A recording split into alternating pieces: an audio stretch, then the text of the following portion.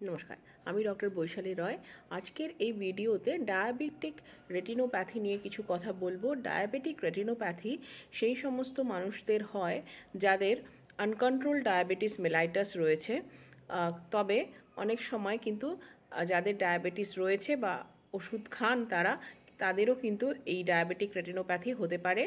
এই diabetic retinopathy হলে blood vessel যেগুলো রেটিনাকে সাপ্লাই করে চোখের, সেগুলো নষ্ট হয়ে যায় বা নষ্ট হবার দিকে এগিয়ে যায়। সুতরাং যদি কারোর ডায়াবেটিস থাকে এবং কিছু কিছু সিমটম বলছি, এই সিমটম যদি কারোর হয় তবে কিন্তু অবশ্যই একবার আপনার যে অপথ্যালমোলজিস্ট আছে তার সাথে কন্ট্যাক্ট করবেন। তাহলে সেক্ষেত্রে রেটিনাটা চেক করা দরকার যে সেই রেটিনার কী অবস্থা আছে। কেননা যদি আমরা এটাকে নেগলেক্ট করি তাহলে কিন্তু এটা আস্তে আস্তে অন্ধত্বের দিকেও চলে যেতে পারে।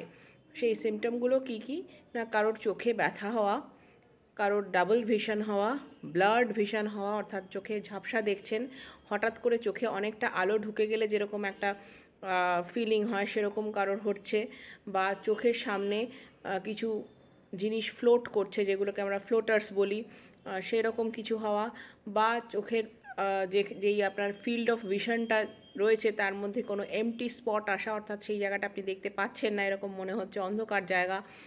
এই রকম কিছু যদি হয়, বা উপর যে চোখের পাতাটা আছে সেটা ড্রুপিং ডাউন করছে, বা আপনি আগে যতটা ক্লিয়ারলি পড়তে পারছিলেন এখন হয়তো ততটা ক্লিয়ারলি পড়তে পারছেন না, বা রাত্রে আপনার ভিশনে অসুবিধা হচ্ছে, আপনি ভালো করে দেখতে পাচ্ছেন না রাতের দিকে, তবে কিন্তু অবশ্যই অপথ্যালমোলজিস্টকে দেখাবেন।